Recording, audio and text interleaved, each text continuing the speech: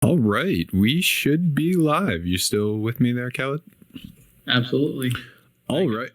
All right. So, I'm particularly pumped for this one. Everybody tuning in live. Always appreciate the people that are live on these sorts of things. But if you're on the webcast version, that's fine too. I'm not angry at you. But yeah, I've got today with me somebody in the channel who's really all over the place if you've been paying attention. Khaled from Binary Stream. He's currently the head marketing director, or what would you, I think your title's head of marketing right now, right? Yeah. Cool. And the little intro for this, which, not to try to over flatter you on this one, but a lot of people, companies and on their social media and LinkedIn profiles say things about how they're like really just trying to help people and they're like trying to be authentic and like genuinely help out. And, I say the same things and hope I'm not being as dishonest, but Khaled's definitely one of the few people that I think really lives by that mantra. In every conversation we've had, you've always been so willing to just like provide information and like help out. And based on other conversations I've had with people around the community, I don't think I'm the only one that you're randomly being really nice to and helpful and communicative. So I just want to say I appreciate that. And that's my little nice intro for you on that side of things. Thank you so much, Kevin. I really appreciate it. You're too kind. But, it is a small community, and I think what comes around goes back around. Seems like it, yeah. That's not why I do it. Honestly, I know that for me, entering into the channel, I went to my first conference all alone. I had no idea what I was doing. It was kind of like stumbling in the dark. I had a flight that got delayed, so I ended up going to my conference in my like soccer shorts. That was probably better in hindsight, though. You didn't show up overdressed, right? The Star Wars t-shirt was actually well received. It was perfect. I was in the land of the nerds, so that worked out. Yeah, what was that first conference? Good to help. Pardon? What was that first conference? Where were you? It was BizApps. It was BizApps Summit by Microsoft. So it was a lot of developers. We had a lot of people coming in to learn technical stuff. But it was a whirlwind. It was my first time in Atlanta, first time in a Microsoft conference, first time at a conference of any sort. So it was a big learning experience, but I think it's I'm only where I am because of the people that helped me. So I really like helping everyone else as well. Nice. I appreciate that. Yeah, I mean, you've adapted to this a little quicker than I have, as we I think talked about when we were down at Summit in the fall.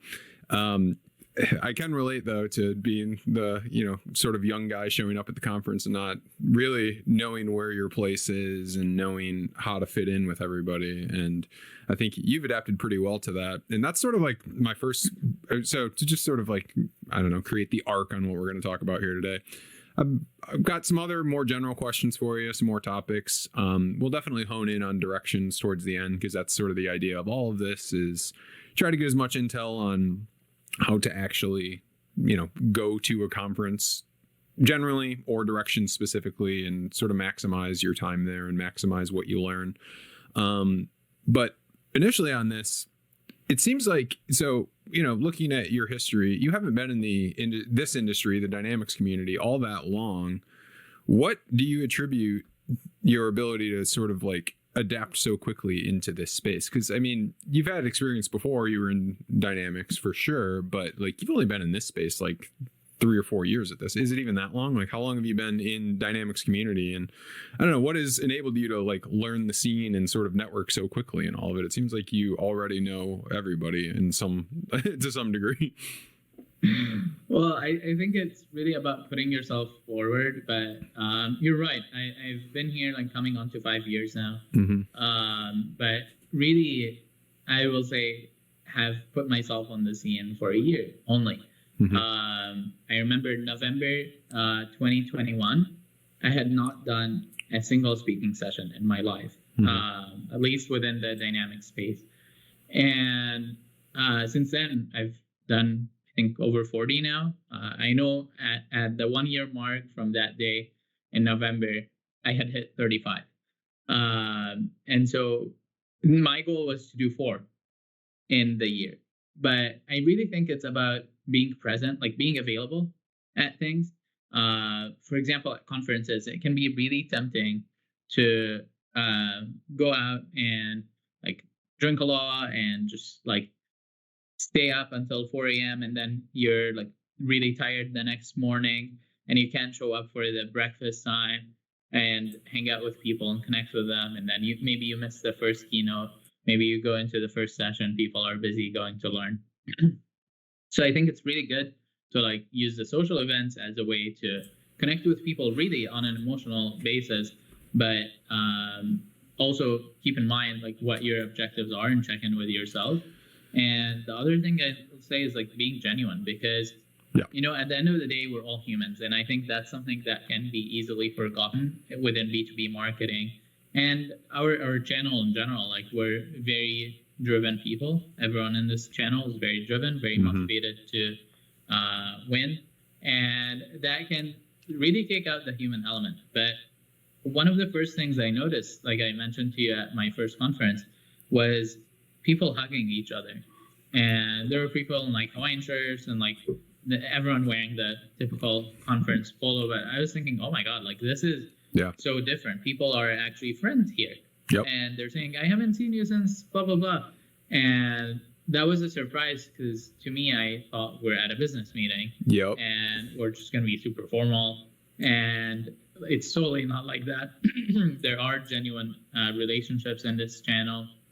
So be open, be adaptive. I know how to be adaptive. Be adaptive is kind of like saying water is water. But I do think it's important to be open-minded to change. Being humble enough to know that others might know more than you, and listening to what people say, but also being smart about it and not trying to do things like every single thing the hard way. Just because things happened a certain way 10 years ago doesn't mean this is how it happens today. Like, I didn't have to wait for the conferences to connect with people. I could connect with them on LinkedIn and prepare for the conference instead of waiting until I'm there and then I have to network. And finally, being hungry, like having that determination to drive. So it's really that like A-team player sense of hungry, humble, smart. I think that really helps in this context. Yeah, I definitely resonate with that. And talking to Amy about this last week a bit too, it took me a while to sort of realize that LinkedIn is reality. It seems like a sort of like fake businessy social place, but it's not. It like is reality at the end of the day. You can connect with people and like actually have legit conversations and then meet up with them, and it like is a continuation of that.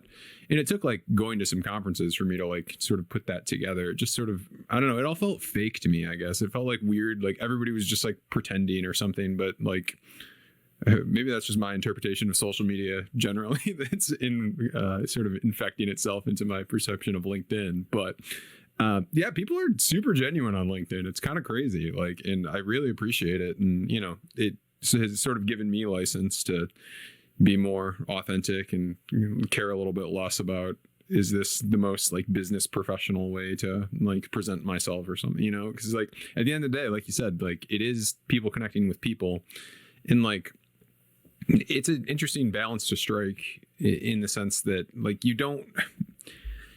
you're balancing like trying to like legit drive business and make human connections, right? Like they're like, but I guess what I've realized over the past several months and years is like they don't have to be separate. Like you can connect with people and nothing can come with it, and like that's fine. That's good. Like you never like not everything has to be like profit driven decision when you're connecting with people at a business conference. You can just talk to people that are interesting, and who knows, maybe something 5 years down the line will come from it. Maybe not, but it's still a connection that's worth having. And I guess you don't have to like divide it into separate categories. In my head it was always like, oh, these are like my personal relationships and then these are my business ones. But like, I don't know, the line can be super blurry and it doesn't really matter, is what I've noticed lately. Totally agree. And I think being vulnerable is important. Like coming out of like business school, you're taught like to be hardened and like not show any vulnerability or weaknesses, and everyone's your enemy. But it's like if you reach out to someone and say like, hey, I want to learn about the channel, love your career, whatever, like people are genuinely willing to help. And that's something that was really cool, especially with the Business Central community. We're talking about directions today, but I first saw like the BC beer NARs that are put out by some of the MVPs, and how like on Twitter also you see everyone just talking about their personal stuff. People like whose kids maybe broke their legs at a European conference, or someone who's like going through a rough patch, whatever it is. Like people are talking openly about it, and willing to share. And I think that's really, really nice and genuine. That's interesting. I hadn't really put that together, but I think you're definitely right on like the business school education. It's like this weird, cold, competitive atmosphere in some ways, right? And then you get out and everybody's just buds, and it's like a little confusing, I guess. I don't know. It's like, it's different than, I guess, what they sort of prep you for, but I hadn't really put that together. That's interesting. So you are the head of marketing, right? But from my perspective, it feels like most of what you're doing is actually partner driven. And that, you know, that is obviously a part of Binary Stream being so partner focused and partner driven. But I was curious, like, is there a distinction anymore in your mind?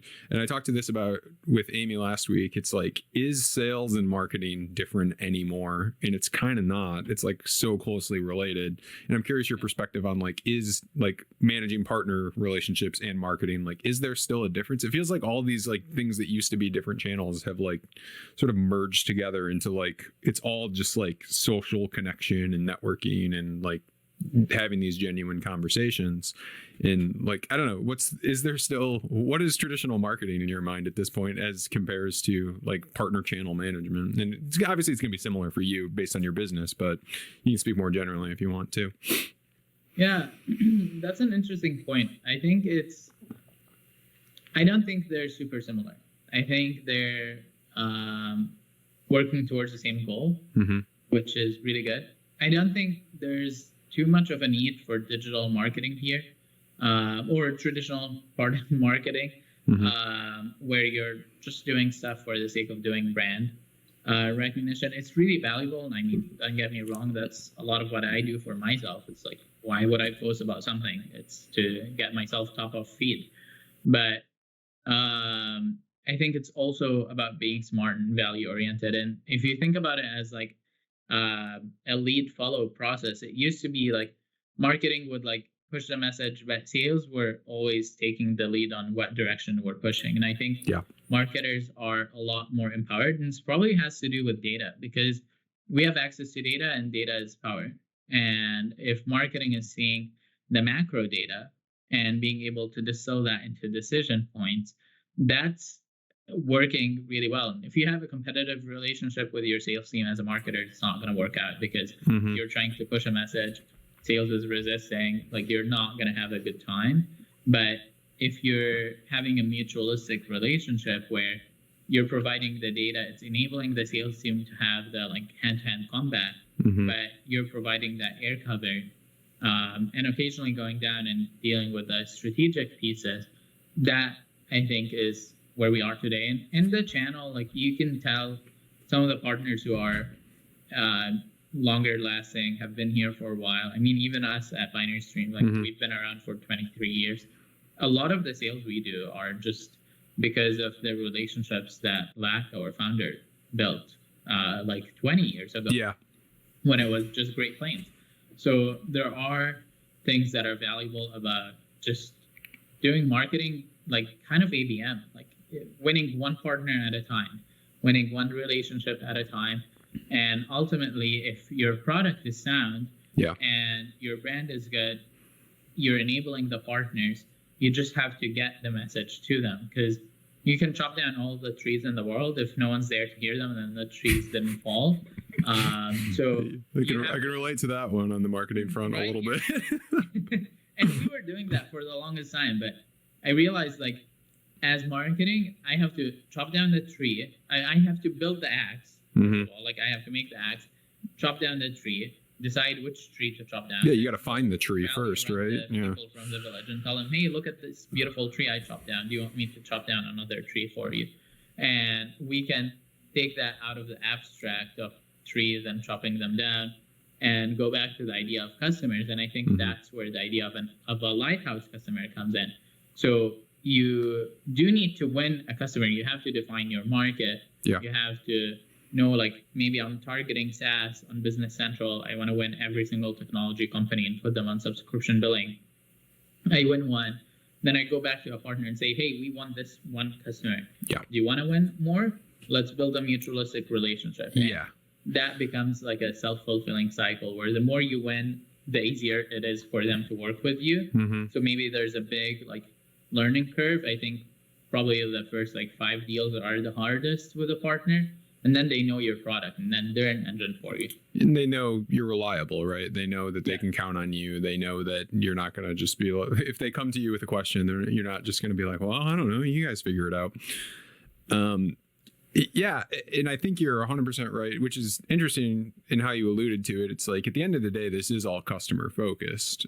It's, if you don't have that customer that you've, provided value to, it's an incredibly hard sales pitch to get a partner to care about you at all, right? Like, because it's all theoretical at that point. If you haven't won them over, if you haven't provided that value already, and that's like, chop down all the trees in the forest. Maybe they're really small trees that aren't very valuable, which is like all these like sort of made up marketing angles that you like, you and your team spun your wheels and created a bunch of great ideas and angles. But if there's not like that social proof or like that customer story proof, nobody's going to hear that. Like, nobody is really going to care about it. And like, that stuff is important to like help frame your messaging, but without like, the backdrop of an actual customer success, it all just feels kind of made up, and like nobody's really going to pay attention to it if you don't have that actual value story in there.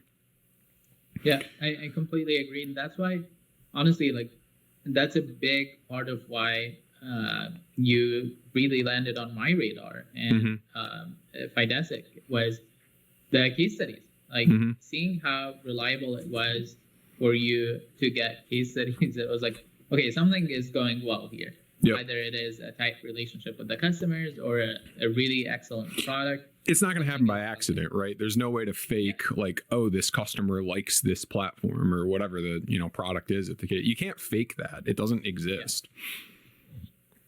Yeah. So yeah, exactly. That's interesting. Immediately circle back to customer focused in like a little conversation on what's the difference between like, partner management and marketing. And, I think at the core, customers are always going to be the core to all these conversations, or at least they should be if we're doing our job right. So the other thing I wanted to mention to you, which my apologies for not commenting on it and boosting the LinkedIn algorithm, but I did really like your post on innovation. Specifically, I just think I love Venn diagrams for one. I'm a sucker for them. And two, I think it is a good framework to sort of think about everything. I'm super like, I do these marketing things and show up to these events, but at the end of the day, I'm super product focused. That's just like my biggest area of interest in things. So, just like distilling down the concept of innovation to like, is it business viable? Is it technically feasible? And is somebody going to want it? Is it desirable? I think is such a simple little framework that is so helpful to think about everything from like a product driven decision.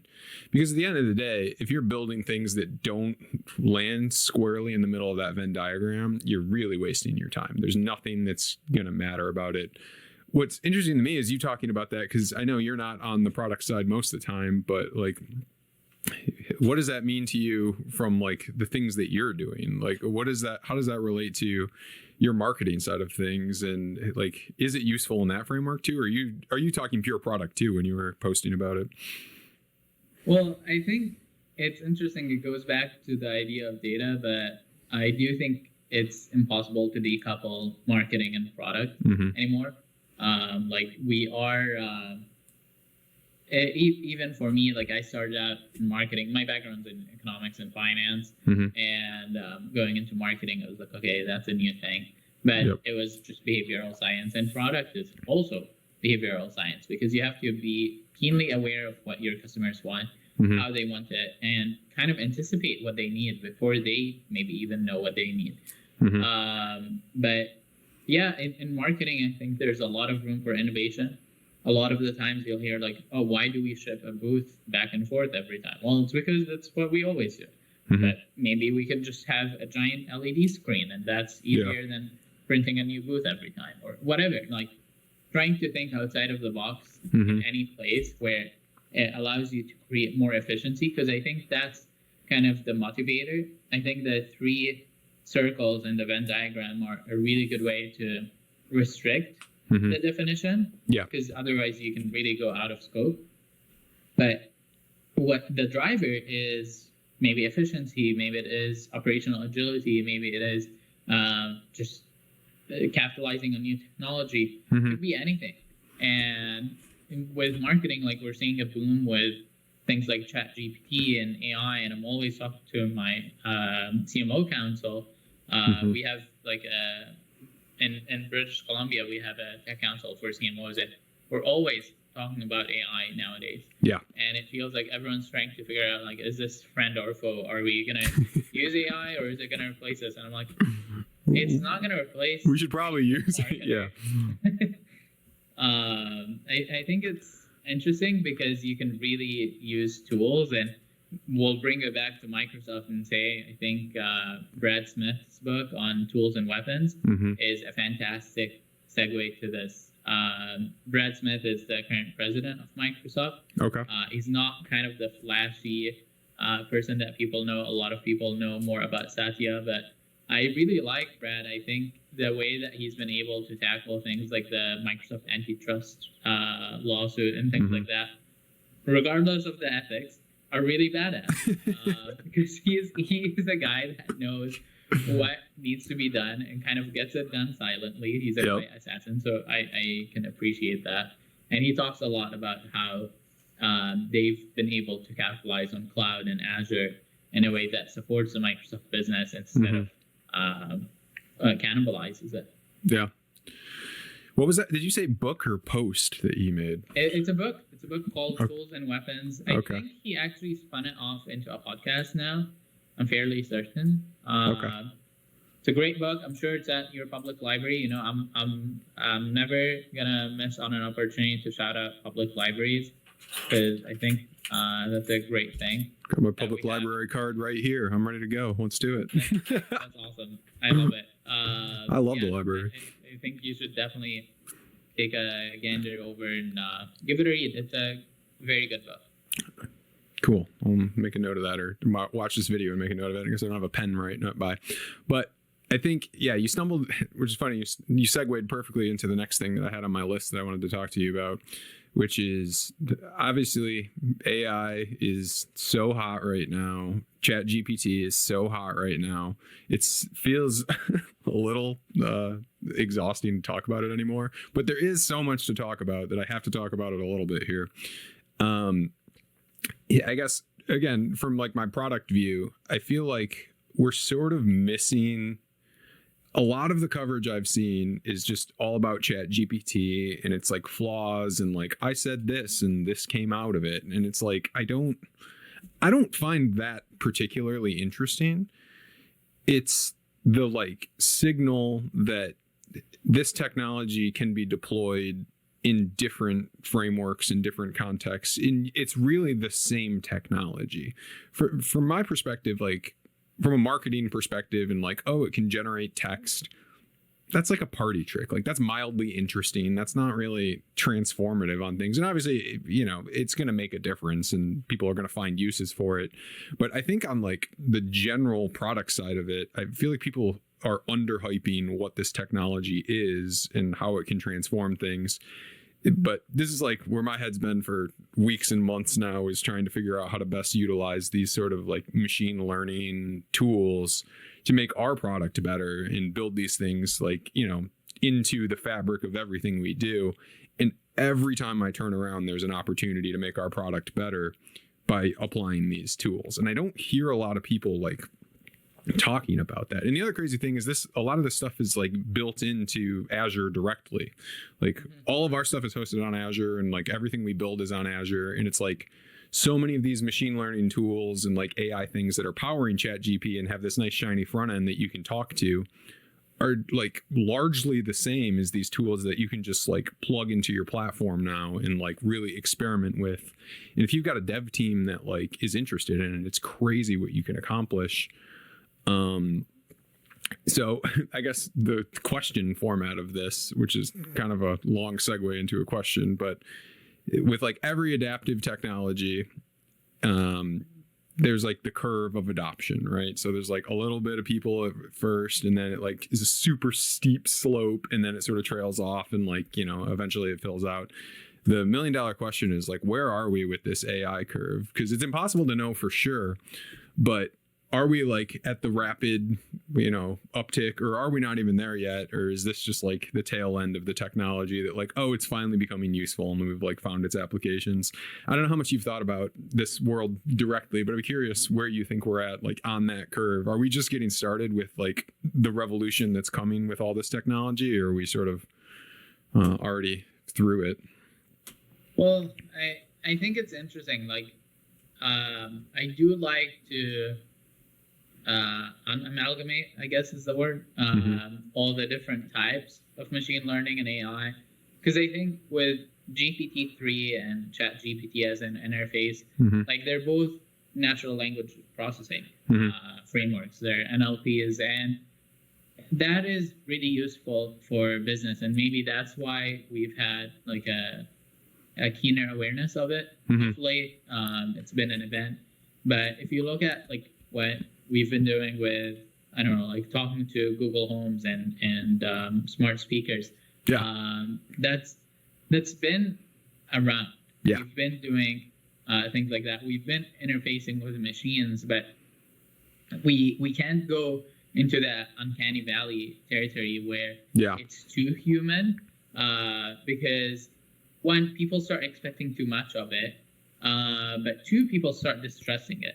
So I think the company that will find the balance, and maybe OpenAI has with ChatGPT, they've put a restriction on how much of the internet it has. But they're still seeing some kinks here and there. There's not a lot of tight control on some of the areas, which makes sense. But I think it is still a growing item. We're gonna see a lot more of it, and I hope we do, because I think it's a tool. That's the thing, right? Like, it can be a weapon or it can be a tool, but I think we should use it as a tool. And it kind of touches on something that I talk about a lot with my friends. I've talked about it to people in the community, but I think it's kind of like that cultural shift for us, where maybe we're gonna go into hyper postmodernism, where we have like no control on anything. Anyone can do whatever they want. Corporations rule the world. Like, if Microsoft keeps on investing in OpenAI, you know, we're in the Microsoft channel. I love Microsoft, but at the same time, it is a monopoly if it takes OpenAI fully. And that would be a bit more of the gloomy outcome, because we're hoping for the goodwill of corporations. While if we have some set frameworks that define the scope for these tools, they remain tools, and they're not as weaponized, and they're not used to like attack. They're used to empower. And that's kind of the main piece, I think, for AI, because it can be such a revolutionary technology. It's important to maintain control. Yeah, I think that's man, I go down this tangent all day. We got to be careful here. That's very interesting. And, you know, as the builder of tools in the world now, it's like we have to be thinking about this, right? We can't be building tools that create problems based on this technology. I often think back, I remember in like the early days of social media, naively thinking like, oh, this is going to be great. If everybody can talk to everyone, we're not going to have anything to like disagree about anymore, because you'll like see somebody else's perspective and like really be able to connect with them and be like, well, we'll probably have less conflict. It turns out I seem to have been wrong about that. So I'm hoping we can like think about this a little more with these sorts of technologies, and I don't know, try to get out ahead of, there are negative consequences, right? Like there certainly are things that can cause problems here. And, you know, going back to that Venn diagram of what is innovation, I think the thing that, like, technologically it's been there. I think the things that have changed or the viability of it, it's like these are plug and play tools now that you can actually put into things, which is a huge change to how it works. And I think the reason everybody's freaking out is on the human scale. We've never done it in a way that like looks human before, right? And I think that's what has really got everybody sort of freaked out. But you're right. These tools have existed for a long time. I don't know if you're a Google Photos user, but that always blows my mind when you're like, oh, I need a picture of that llama I saw, and you just search for llama and it pulls it up on your phone somehow. And it's like, I mean, that's an AI tool that's been around for a long time now. It just doesn't, you know, tell you to get a divorce with your wife or something if you prompt it incorrectly. So I think it's gotten a little less media coverage. So the other, I mean, all right, before we get into this is going to run long. I'm sorry. I don't know if you have a stop anytime. I do not. I'm loving this. Okay. Before we get into directions specifically, because you shouted out the public library, I have to ask, what are you reading right now that's business related that you found? You obviously mentioned the Weaponverse tool. I don't know if you've got another one in the hopper right now that you're reading that you're super into.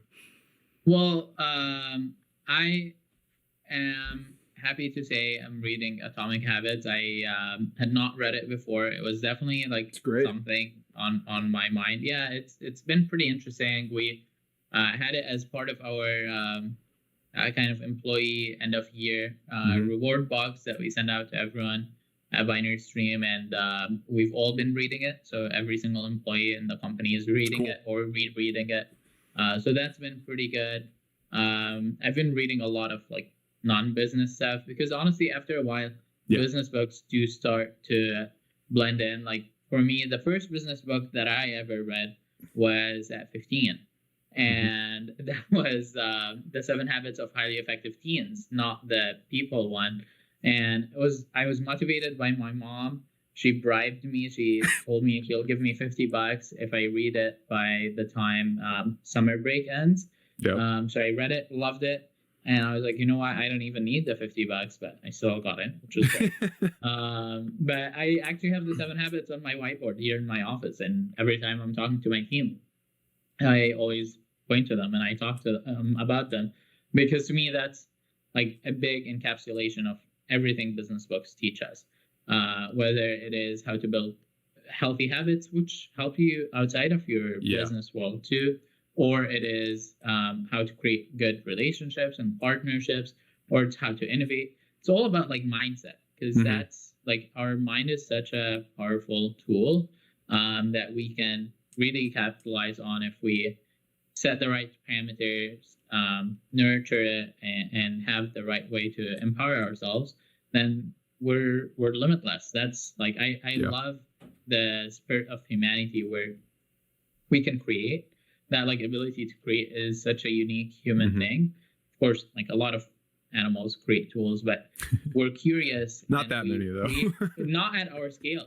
Yeah. Like they make us think, and we're like, wow, other animals also use tools, but we built cars, we built airplanes. We're like anything that the human body lacks, the human brain can create. And I think that's beautiful. That's a very like civilization level too, where we're like thinking as a species, not as countries, not as like regions. But I think that's really the encapsulation of it. And I think Atomic Habits is a really great book. Definitely recommend it to anyone. Yeah, I love that book. We read that as a company a couple of years ago, I think it was. And I don't know, I'm a habit-oriented person. I'm such like a regimen person. If I don't wake up at the same time and do the same thing every morning, I'm all turned around. So, but yeah, that book is great. Highly recommend that. Have you read the one that I'm reading right now? It's blowing my mind. Is Playing to Win. Shout out to this book. I've not read it. It's so good. It's the concept of, it sounds stupid that it's a book about strategy, because like that word feels kind of meaningless, but I mean, it's all about business strategy, and I won't get into it. I will recommend it. It's very good. I'm on my second read through in a row, just because every time I go through it, I'm getting something a little different out of it. But it's really just about orienting everything your company does and everything your departments do to focus on like the larger strategy at hand and how to structure it, like from like the corporate level down to the marketing department, down to the actual sales team or wherever it is, and get everybody in alignment that we know what the actual core strategy is as a business. And it really helps you think about like your position in the market generally too, which I appreciate. And from my perspective, it's also great because it like the whole pitch is you should be doing something you can actually be the best at, as opposed to shooting for like third place at something. If you're third place at something, you haven't defined the target tight enough, and you need to like go back and, you know, figure out what you actually can be the best at, define it clearly, and align everything around that, which has been great. That totally makes sense. You know, I'll just talk about reading for a second more, if it's okay. I think we just start a book club. That's what we need to do. Yeah. This is not a book, but I definitely want to recommend this to everyone. It's gonna sound ridiculous because it's an HBR article from 1986. Okay. But it's called The New Product Development Game.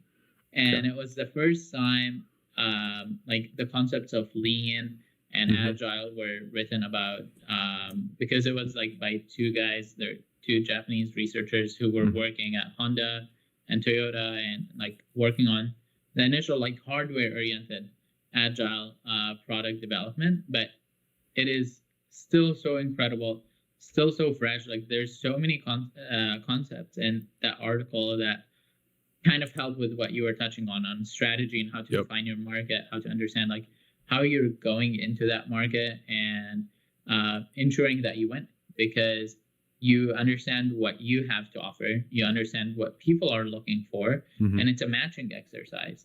But you have to be smart about that matching. What was that again? One more. The new product development game. I'll send it to you after. But we'll hopefully, Carl, you're compiling a list as you're watching this, because we're gonna walk away. I mean, I don't know. I've been losing my mind reading stuff lately. I just figured out that like Kindles exist somehow. I don't know why it took me this long to figure it out, but that's been unbelievable. The hardest part about reading is carrying a big heavy book everywhere you go. So it's helped me out on that one. Cool. So getting into directions specifically, I would assume, maybe I'm wrong in this assumption, that last year was your first one due to all the COVID shenanigans. First directions, any? No, I don't think so. Was it one pre-COVID? Yeah, I think so. Nice. I can't remember. But maybe? I'm not too sure. They all blend in. But I definitely did not go to Houston. Or was that Summit thing? See, that's the problem. They're all blending in. I didn't go to the directions any. That was like during the height of COVID. Yep. Okay. Gotcha. So I guess I think I could be misattributing this, but a lot of why I think I was so gung-ho to go is in talking to you last time about how Directions is the conference to go to. What is it that makes this one different than the others, and what makes it so valuable from your perspective? Yeah, well, it is truly by partners for partners. And I think Directions is unique in being partners only. I love it for that, because you get a lot more of the genuine people talking and partnering and allying with each other without the competitive spirit cutting into that too much, because we don't have customers there that we're trying to impress, and no one is trying to like show off their new dance tricks to like show the customers are worthwhile. You're just getting people who are talking and being a bit more open, which is beautiful. And I like the technical content. I think it's been good that we're getting a bit more strategic content, more leadership content. I think the level of empowerment that we're getting with initiatives like Women in Dynamics. I'm very happy to say that we have a new initiative as well called Futures of Dynamics. And that's going to be focused on young people. That's led by Elliot from Bamboo and Cloud, myself, Matt Batterby, awesome. a few of us. It's going to be a great initiative as well.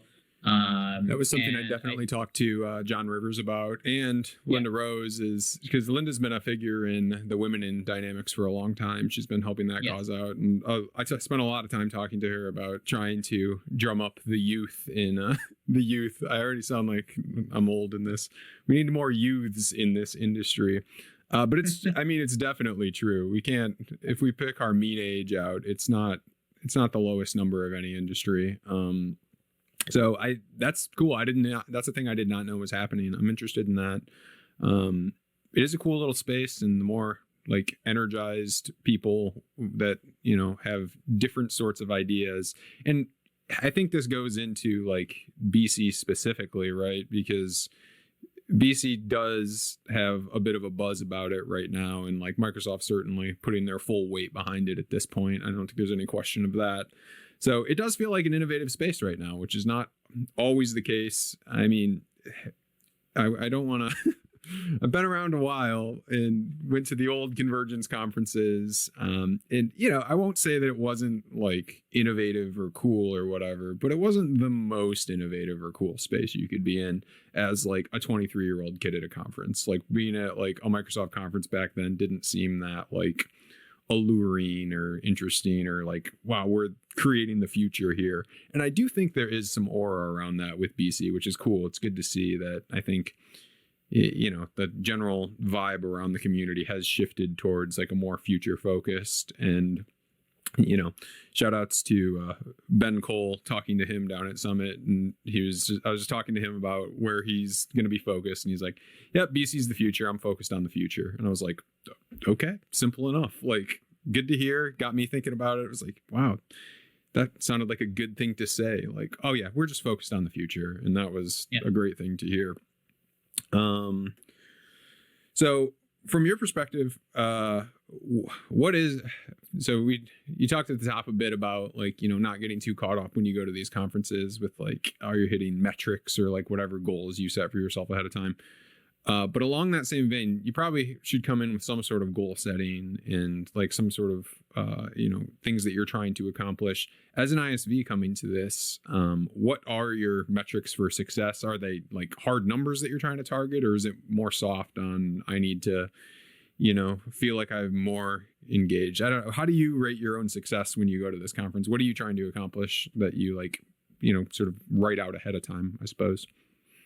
Well, you know, it's interesting because we kind of have like the tiger team of people that are going to the conference, and I like to allocate roles and responsibilities and metrics to each person that is going. And for me, I do play a bit more of that floating role where I'm like going out, talking to people, bringing them back in.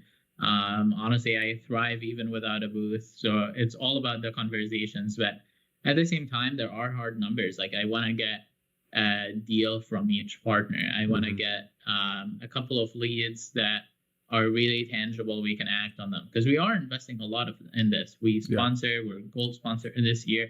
We're going up on stage and talking about ourselves. So we want to make sure that there are results that can be at the end of it. But also I know that some things are slower burn. So I'm developing the relationships. I'm learning. I want to learn a lot. I want to see what new developments there are. I think both directions, conferences, EMEA and North America, have, and Asia, of course, but in my case, those are the two I focus on the most. We do look at a lot of what Microsoft presents. I love that Mike has been such a great presence in our community, Mike Morton, and he's very supportive of partner relationships. Mike's going to be there. I know we're going to have a really good chat, as we always do with him. But I think he and his team do a good job of educating everyone on the direction that Microsoft is taking. And we can go against it or we can go with it. We can have a true conversation. Like Mike's very open, which I think is beautiful. But yeah, I think talking to everyone all across the Dynamics community, reconnecting, you know, that's such a good way to talk about it. Like you're reconnecting with people, you're getting off the social media channels, which are really great. Like you said, it is real live, but also it's not the same. I say it's real in that it represents something real. It's not real though. It's not the same thing. It's definitely not. I think it's like a precursor to the real thing. It's like the appetizer to the meal. But yeah, I'm excited for it. I'm excited for the partner celebration, and also excited to share our developments with everyone. I'm very proud of the product vision that I'm building here. The way that we're connecting all of our products, we're working with other ISVs like Fidesic, like others, where we're able to build a whole vision for customers. And I want to share that with MVPs, with SIs, and ask them what they think, and kind of getting that feedback, because for us, the feedback loops are everything. We want to hear the pulse of the market and know how to take our next step and plan and strategize. So that's what I look forward to the most. I know it was pretty much everything at Directions, but I think it is like that, right? Like, it feels like you're on for like 20 hours. Yeah. And then you should probably get up at 4 a.m. and catch the morning run with everyone, because everyone is psycho and like stays up until 1, then gets up at 5 to go running. So nice. There is a run. There is a run club. That's what I was. I didn't think to ask you that, but maybe that's offensive. I think there usually is. It's like an organic one. That's my team. That's my squad. Those are the people I need to network with. That's the joke. Yeah, you gotta join in on runs. You gotta sweat out all of the last night's sins. Yeah, I'm generally more comfortable chatting with people while running than I am sitting around a bar. So that sounds a little better to me, which is. So it's really good motivation to get in really good cardiac shape, because you can have the full conversation, and then maybe you're talking to a partner and you're like, you know what, we're gonna give you no margin on this deal, and they're out of breath, they can't say no, so you're just gonna take their silence as a guess. I'm telling you, there's something about, I could write a whole thesis on this, there's something about like runners generally, that they're like sort of unflappable in all situations, because they've just been through like the worst experiences possible. Really hardens your resolve. Once you get through a cramp, you're good with it. I think. A cramp with 45 minutes to go, and you're like, well, I guess this is what I gotta fight through. Do you have a session specifically? Do you have anything lined up? Officially announced, I do. I should say. So I'll be on the main stage on day 1, giving my little pitch about Binary Stream. I would love to see everyone there in their seats. We're going to be giving out some t-shirts, which will be exciting. I did want to bring in a t-shirt cannon, but I think that might be a bit too dangerous. In a closed room. I think you should. But I do also have 3 sessions outside of that. Cool. We're doing a couple of sessions on marketing. One to the leadership track, where we're teaching marketing strategy. One on what's working with marketing. That's more of a panel that we're doing with Flowcast. And I'm presenting a session on our own solutions. Cool. Which will be exciting. We do also have a couple of technical sessions that are coming up. If you're interested in moving from GP to BC, we have a really great session on how to migrate your solutions effectively and efficiently. Cool. And then we also have a session on DevOps best practices. So how to implement Microsoft's DevOps, how to implement GitHub, and start doing like more of that Fusion team collaborative development. Which will be presented by one of our development leads. I think Dylan is a fantastic speaker. I'm excited for people to hear him talk. Cool. Yeah, that's one of the main differences, and not to, talk about the other conferences to make them less good, but that is the thing that I'm most excited about for Directions is, honestly, the sessions are like interesting to me and like exactly what I want to know. Especially as like, an ISV and a smaller ISV at that. I don't always get the word from Microsoft directly on stuff. So it's great that they have so many sessions that I feel like I can actually feel in the know on things and like make sure that we're aligning everything. And the thing that you mentioned that I didn't like overtly think about, but it's like getting feedback on what you're currently building with the partner network. And it's like, here's what our strategy is. Here's what we're thinking. Here's the niche. what do you think about this? Does this work for your customers? Would this work for somebody else's customers that you know about? Or is this just like, it's easy in product world to just start building things that seem like they're good ideas that aren't necessarily. So it's awesome to actually be able to get immediate feedback. So I think I got to add that to my list of like, spend some time with people that I know and trust in the community and be like, all right, here's where we're trying to build. Does this align with like what you see and what your customers are asking you for? It's always better to get that feedback early as opposed to after you've built something and realize nobody actually cared. Yeah, that's true. I think it's a good opportunity to just like check in at least. We check in on pricing, we check in on general direction, on industries that we're targeting, and try to get co-commitments. That's something that I'm gonna put on my basketball fan hat. So beware. I know you're in Detroit. I'm not gonna talk down the Pistons at all. It would hurt me zero if you did. It's fine. I have no allegiance to that squad. Well, good for you. That's probably saving you the heartbreak, but. I wouldn't know. Maybe been seeing a player empowerment era where the players have a bit more control. I think we are in an ISV empowerment era. Yeah. In the Microsoft channel, Microsoft really did give us a lot more control when SIs, and I do use the term intentionally, and maybe some of the partners are going to be upset with me, but we did move from being VARs to SIs, and VARs in the past, the main job was to resell. I think it's now to integrate, and that's why solution integrators are, and system integrators is the right term now for the partners, because they're bringing in a Dynamics product, some Power Platform, some ISVs, putting them together, creating an ideal solution. And that means that the ISVs are a core part of the selling pitch. It's not you're reselling Microsoft with white labeled solutions. And so as an ISV, you should have a relationship where you're comfortable enough to say, hey, like, let's do some more business together. We've won 5 last year. What's stopping us from winning 7? Let's go to market together. And having these honest conversations, which might feel confrontational at times, is important, I think, because you both want to succeed. The partner is winning if you sell into the base, and the partner is also winning if you sell new customers.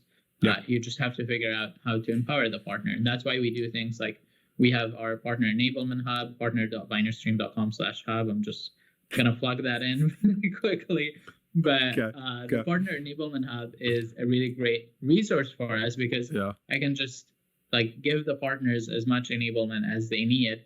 And then the onus is on them to also meet their targets with our partnership. And that's what makes it a partnership. And not just a one-way relationship that is not helping both. Yeah.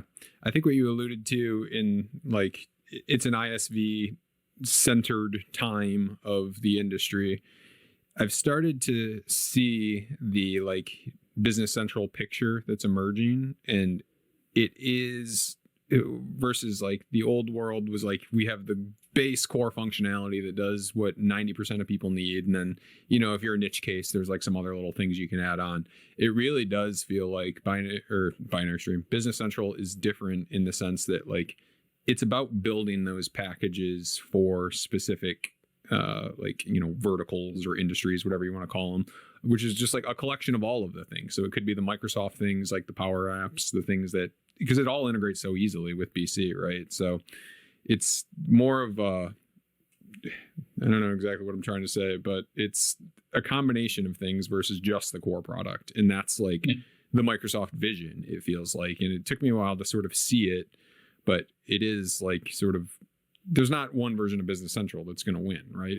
There's going to be 200 versions that are all these different collections of apps and features that work really well if you're like a healthcare facility or whatever it might be, and you just go to the partner that specializes in that and get the package deal that brings everything that is going to work. And it feels like that's kind of a cool model. It's a different way to do it than it used to be, but it does feel very ISV forward in that way, where the bundle that you get and integrate with is just as important as like what ERP you pick at the top of it.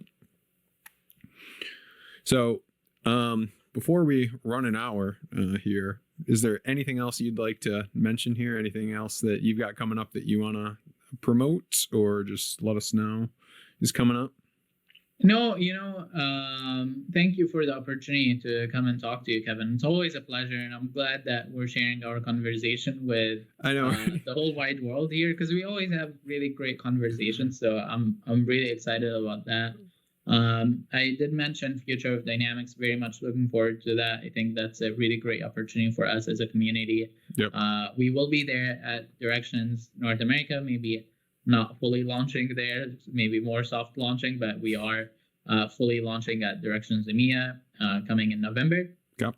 I do have a couple of fun announcements from Binary Stream. We recently acquired Vertical Leap, like many people might know, and all the solutions are now available on Business Central. Yep. And honestly, it's just going to be a big year, a big subscription billing year, a big partnership, and focusing on more of the core partners year. So definitely excited for that, excited for all the conferences to come, and thankful for our partnership with you. I think this is a really great asset to the community. So I want to shout you out and highlight how important this is, because we need to focus on individual voices and see all the vibrancy that is available in the community. So thank you for that. Yeah, I appreciate that. This is the piece that is missing from LinkedIn that I saw. Like we talked about, it's real versus it's fake, and there's no conversations happening I shouldn't say there's no. I'm sure some people are doing this exact same format, right? But there's not a lot of it. There's a lot of we canned a webinar where we go through our slide deck and we go through our bullet points. There's not a lot of conversations happening, and that's something that is hard to replicate virtually, right? So I love that, something it's 90% of people that watch this are going to watch it post live, but there's something about it being live that lends itself to being a conversation. So hopefully you found it valuable. So I'll come up with a way to keep this going after Directions is over. I don't know exactly what it'll be, but maybe it'll be the recurring. We'll have a Khaled's book corner every month or something. You tell me what you want to do. We'll figure it out. But that is all. If you got nothing else, greatly appreciate it, Khaled. Thanks a million for dropping in, and I will see you down in Orlando in a couple weeks' time. Sounds great. Thank you so much, Kevin. All right, take care, everybody. Thanks for tuning in. Thank you. Bye-bye.